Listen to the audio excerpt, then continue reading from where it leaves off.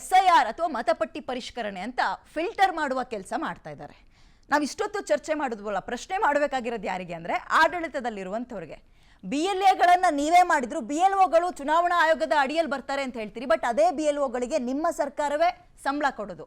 ನೀವು ಹೇಳ್ದಂಗೆ ಕೇಳಲ್ವಾ ಅವರು ಅಂತ ಆರೋಪಗಳನ್ನ ಜನ ಮಾಡ್ತಾ ಇದ್ದಾರೆ ಸ್ವಾಮಿ. ವಿದ್ಯಾಮಲ್ನಾಡ್ ಮಾಡ್ತಾ ಇರೋದಲ್ಲ, ವಿಸ್ತಾರ ಮಾಡ್ತಾ ಇರೋದಲ್ಲ, BJP ಅಥವಾ ವಿರೋಧ ಪಕ್ಷದವ್ರು ಮಾಡ್ತಾ ಇದ್ದಾರೆ, ಜನ ಮಾಡ್ತಾ ಇದ್ದಾರೆ.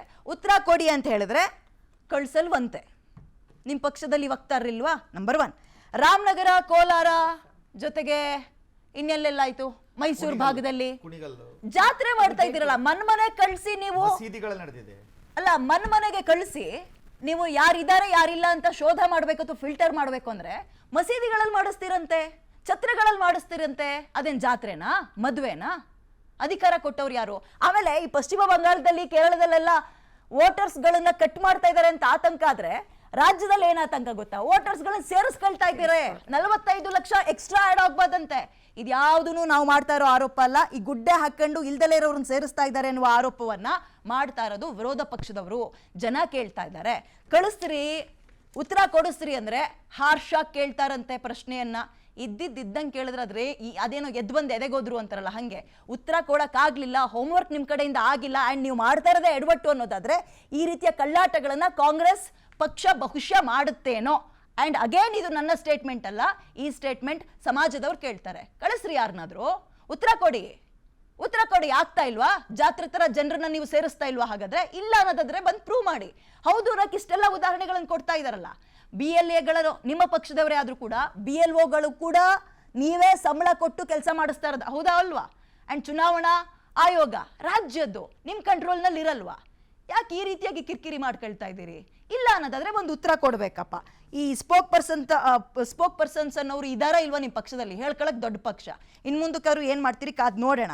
ಎಸ್ ದಿಲೀಪ್ ಅವರೇ, ನಾನು ಇನ್ನೊಂದು ಪ್ರಶ್ನೆ ಕೇಳಬೇಕು. ನಿಮ್ಮ ಅವಧಿಯಲ್ಲಿ ಇಂಥದ್ದು ಯಾವುದು ಎಡವಟ್ಟಾಗಿರ್ಲಿಲ್ವಾ SIR ಅಲ್ಲಿ? ಕಾಂಗ್ರೆಸ್ನಲ್ಲಿ ಮಾತ್ರ ಆಗಿದ್ದ? ನಮ್ಮ ಅವಧಿನಲ್ಲಿ ಅಂದ್ರೆ ಈ ಚಿಲುಮೆ ಅನ್ನೋದು ಒಂದು ಹಗರಣ ಆಗಿತ್ತು. ಎಸ್, ಏನಾಯ್ತು? ಯಾರ ಅವಧಿಯಲ್ಲಿ ಆಗಿತ್ತು?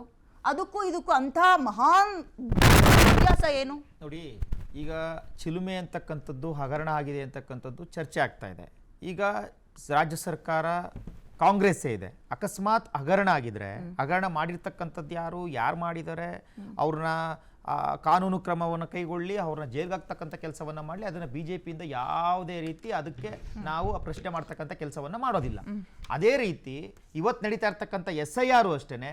SIRನಲ್ಲಿ ನಡೀತಾ ಇರ್ತಕ್ಕಂಥ ಈ ಒಂದು ಏನೇನು ಇವರು ಭ್ರಷ್ಟಾಚಾರಗಳನ್ನು ಮಾಡ್ತಾ ಇದ್ದಾರೋ, ಏನೇನು ಇವರು ಕಾನೂನನ್ನು ಮೀರಿ ನಡ್ಕೊಳ್ತಾ ಇದ್ದಾರೋ, SIR ವಿರುದ್ಧವಾಗಿ ನಡ್ಕೊಳ್ತಾ ಇದ್ದಾರೋ, ಅದನ್ನು ನಾವು ಖಂಡಿಸ್ತೀವಿ ಮೇಡಮ್. ಒಂದು ಮತ್ತೆ ಇನ್ನೊಂದು, ಸ್ವತಃ ಈ ರಾಜ್ಯದ ಮುಖ್ಯಮಂತ್ರಿಗಳು DK ಶಿವಕುಮಾರ್ ಅವ್ರು ಬಂದು ಏನು ಹೇಳ್ತಾರೆ ಮೇಡಮ್, ನೀವೇನಾದ್ರೂ SIRನಲ್ಲಿ ಪಾಲ್ಗೊಳ್ಳಿಲ್ಲ ಅಂತಂದ್ರೆ, ಅಥವಾ ನೀವೇನಾದ್ರೂ ವೋಟರ್ ಲಿಸ್ಟ್ ಸೇರ್ಕೊಳ್ಳಿಲ್ಲ ಅಂತಂದ್ರೆ ನಿಮ್ಗೆ ಗ್ಯಾರಂಟಿ ಕಟ್ ಮಾಡಿಬಿಡ್ತೀವಿ ಅಂತೇಳಿ ಇವ್ರು ಗ್ಯಾರಂಟಿ ಅನೌನ್ಸ್ ಮಾಡಬೇಕಾದ್ರೆ ಇವ್ರು ಹೇಳಿದ್ದೇನು, ಕಾಕಾ ಪಾಟೀಲ್ ನಿನಗೂ ಫ್ರೀ, ಮಾದೇವಪ್ಪ ಫ್ರೀ.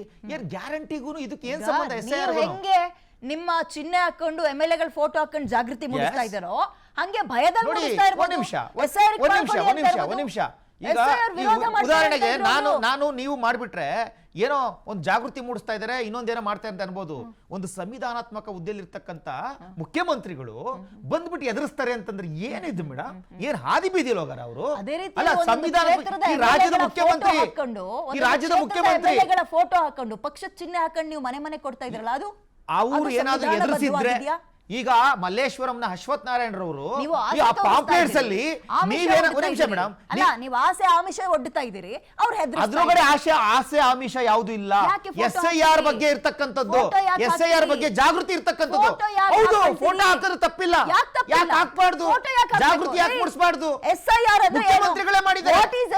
ಮುಖ್ಯಮಂತ್ರಿಗಳೇ ದೊಡ್ಡ ಎಲ್ಲ ನ್ಯೂಸ್ ಪೇಪರ್ಗಳಲ್ಲಿ SIR ಬಗ್ಗೆ ಪಾಂಪ್ಲೆಟ್ಸ್ ಮಾಡಿಸಿ ಎಲ್ಲದ್ರ ಬಗ್ಗೆ ಅಡ್ವರ್ಟೈಸ್ಮೆಂಟ್ ಕೊಟ್ಟಿದ್ದಾರೆ. ಹಾಕಿ ನೀವು ಜಾಹೀರಾತು ಕೊಡಿ. ಹೌದು, ಇದು ಜಾಹೀರಾತು ಅನ್ಕೊಳ್ಳಿ, ಇದು ಜಾಹೀರಾತು ಅನ್ಕೊಳ್ಳಿ. ಮನೆಗೆಲ್ಲ ಪಾಂಪ್ಲೆಟ್ಸ್ ಕೊಟ್ಟಿದ್ದಾರೆ. SIR ಬಗ್ಗೆ ಜಾಗೃತಿ ಮೂಡಿಸೋದು ಹೆಂಗೆ? It's not rigging. ಕಾಂಗ್ರೆಸ್ ರೀತಿ ನಾವು ರಿಗ್ಗಿಂಗ್ ಮಾಡ್ತಾ ಇಲ್ಲ, ಜನರಲ್ಲಿ ಜಾಗೃತಿ ಮೂಡಿಸ್ತಾ ಇದೀವಿ.